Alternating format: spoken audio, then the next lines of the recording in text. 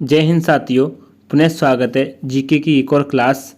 आज की क्लास में हम भारतीय अर्थव्यवस्था के टॉप 30 प्रश्न कराएंगे जो कि पिछले कई सालों के एग्जाम में आए हुए हैं और आगे आने वाले सभी एग्जाम के लिए महत्वपूर्ण हैं। मैंने रिसर्च करके ये प्रश्नों को लेकर आया हूँ आपके लिए, तो आप कर दीजिए चैनल को सब्सक्राइब। हम करते हैं शुरू। पहला प्रश्न है कि भारतीय अर्थव्यवस्था कैसी है। सबसे पहले तो आपको यही समझना है कि जो भारतीय अर्थव्यवस्था है वो किस टाइप की है। तो यहाँ पर जो भारतीय अर्थव्यवस्था है मिश्रित अर्थव्यवस्था है। यहाँ भारतीय अर्थव्यवस्था कैसी है? मिश्रित प्रकार की अर्थव्यवस्था है। अब दूसरा प्रश्न है कि भारत में बेरोजगार के आंकड़े एकत्रित एवं प्रकाशित करता है। यानी जो भारत में बेरोजगारी के जो आंकड़े एकत्रित और कौन प्रकाशित करता है, तो ये एनएसएस आयोग करता है। कौन सा? एनएसएस वो करता है। ये भी ध्यान में रखना है। ये सभी के सभी प्रश्न आए हुए हैं, ये मैं समझना कि वैसे उठा के रख ली। तीसरा प्रश्न है भारत के किस राज्य में गरीबों का प्रतिशत सबसे अधिक है। यहाँ पर ध्यान देने वाली बात है कि अगर पूछा जाए सबसे अधिक गरीब हैं तो प्रश्न अलग बनेगा। अगर पूछा जाए कि सबसे यानी अधिक गरीबों का प्रतिशत किस राज्य में है, तो छत्तीसगढ़ भी लगाना है आपको, बिहार मत लगा देना। ये ध्यान रखना है आपको, प्रतिशत की बात हो रही है यहाँ पर। अब देखते हैं चौथा प्रश्न, देखते हैं मानव विकास सूचकांक किसने बनाया था। तो यहाँ पर ये सवाल बनता है मानव विकास सूचकांक किसने बनाया था, तो ये बनाया यूएनडीपी ने। किसने बनाया था? यूएनडीपी ने बनाया था। पांचवा वाला प्रश्न है भारत की राष्ट्रीय आय में सर्वाधिक योगदान है किसका है? विनिर्माण क्षेत्र का है। भारत की राष्ट्रीय आय में सर्वाधिक योगदान है वो विनिर्माण क्षेत्र का है। अब देखते हैं इससे आगे छठवां प्रश्न, केंद्रीय सांख्यिकी संगठन सीएसओ की स्थापना कब हुई थी? केंद्रीय सांख्यिकी संगठन की स्थापना 1950 में हुई थी। ये भी आपको ध्यान रखना है। सातवां प्रश्न है राष्ट्रीय आय क्या है? तो राष्ट्रीय आय है उत्पादन लागत पर निवल राष्ट्रीय उत्पाद। उत्पादन लागत पर निवल राष्ट्रीय उत्पाद ही राष्ट्रीय आय कहलाती है। अब इससे आगे देखते हैं आठवां वाला प्रश्न। आठवां प्रश्न है भारत की राष्ट्रीय आय अनुमानित होती है कि यानी भारत की जो राष्ट्रीय आय अनुमानित होती है वो किसके द्वारा होती है? तो ये होते हैं केंद्रीय सांख्यिकी संगठनों के द्वारा होती है भारत की राष्ट्रीय आय। नौवां वाला प्रश्न है मुद्रास्फीति की उच्च दर और बेरोजगारी की उच्च दर की एक साथ उपस्थिति को क्या कहते हैं? जब मुद्रास्फीति की उच्च दर और बेरोजगारी की उच्च दर एक साथ मिले तो इसको कहते हैं क्या कहते हैं? स्टैगफ्लेशन कहते हैं, एक साथ मिलने पर जब मुद्रास्फीति की उच्च दर और बेरोजगारी की। 10वां वाला प्रश्न देखते हैं मुद्रास्फीति किस कारण होती है? सवाल जो बनता है बार बार ये सवाल आता है, मुद्रास्फीति किस कारण होती है? मुद्रा पूर्ति में जब वृद्धि होती है तो मुद्रास्फीति बोलते हैं। जब पूर्ति अधिक हो यानी मुद्रा की पूर्ति होती ज़्यादा होती है तो उसको बोलते हैं मुद्रास्फीति। 11वां वाला प्रश्न है भारत का सबसे बड़ा बैंक कौन सा है? कौन सा है? भारतीय रिजर्व बैंक भारत का सबसे बड़ा बैंक है। ये भी ध्यान रखना है आपको। अब देखते हैं इससे आगे 12वां वाला प्रश्न, आरबीआई का मुख्यालय कहाँ स्थित है? तो ये मुंबई में स्थित है। आरबीआई का जो मुख्यालय है वो आपका कहाँ स्थित है? मुंबई में स्थित है।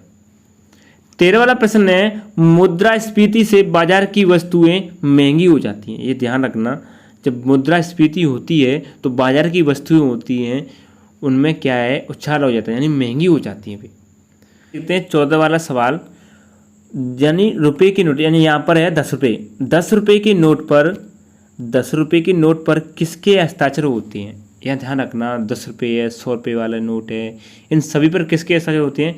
गवर्नर भारतीय रिजर्व बैंक के होते हैं। बाकी 1 रुपये के यानी नोट 1 रुपया सिक्का होता है उस पर होते हैं वित्त मंत्री के। ये ध्यान रखना है आपको।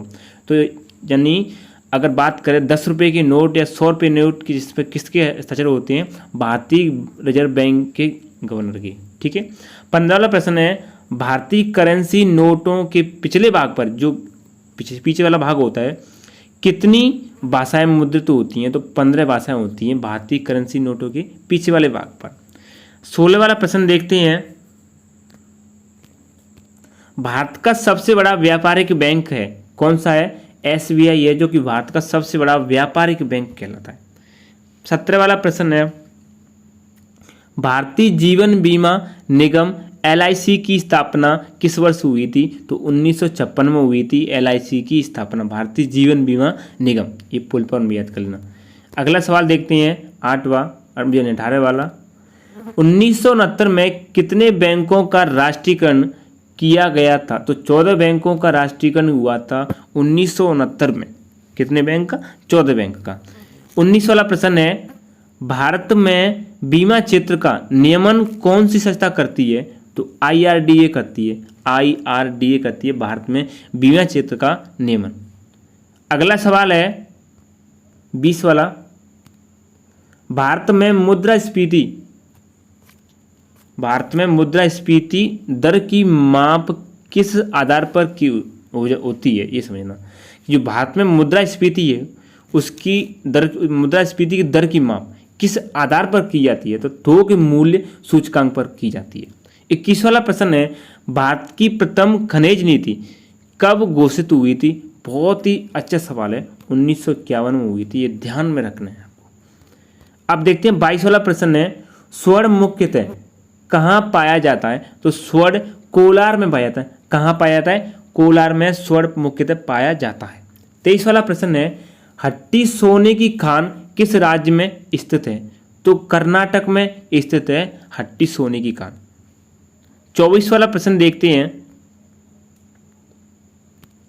भारत में ऊर्जा का मुख्य स्रोत क्या है? तो तापीय ऊर्जा है, भारत में ऊर्जा का मुख्य स्रोत तापीय ऊर्जा माना जाता है। 25 वाला प्रश्न है, भारत की प्रथम औद्योगिक नीति घोषणा कब की गई थी? तो 1948 को भारत की प्रथम नीति औद्योगिक नीति घोषणा हुई थी 1948 में। अब देखते हैं 26 वाला प्रश्न। सारे के सारे प्रश्न इंपॉर्टेंट हैं, क्लास को ज़्यादा से ज़्यादा शेयर करते रहना और साथ ही में चैनल पर नए सब्सक्राइब जरूर कर लेना। 26 वाला प्रश्न है कि सीमेंट के उत्पादन में किस राज्य का देश में प्रथम स्थान है? तो राजस्थान का सीमेंट के उत्पादन में प्रथम स्थान है।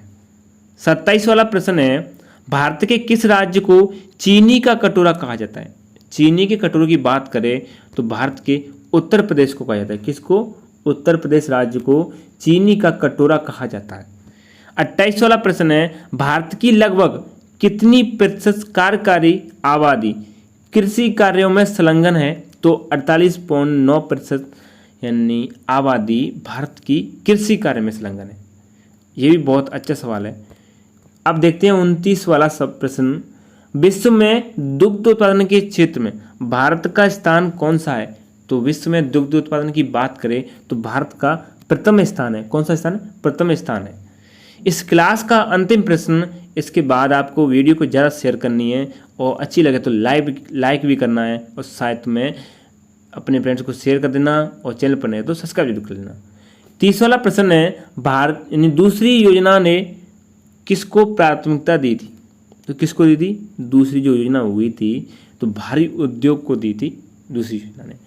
ये सभी के सभी प्रश्न आए हुए प्रश्न है, पिछले कई एग्जामों में आप उठाकर देखना और मुझे कमेंट करके जरूर बताना क्या ये नहीं आए हैं। और आगे आने वाले भी प्रश्न यानी जितने भी एग्जाम होंगे आगे, उन सभी के लिए महत्वपूर्ण होंगे। कोशिश करेंगे इसी तरह के क्वेश्चन और लाने की अर्थव्यवस्था के, जिससे एक भी क्वेश्चन आपका अर्थव्यवस्था से ना छूटे। हमारी जीके क्लासें आती रहती हैं। जीके क्लास के लिए हमारे चैनल को सब्सक्राइब जरूर कर लें। थैंक यू, मिलते हैं एक और क्लास में।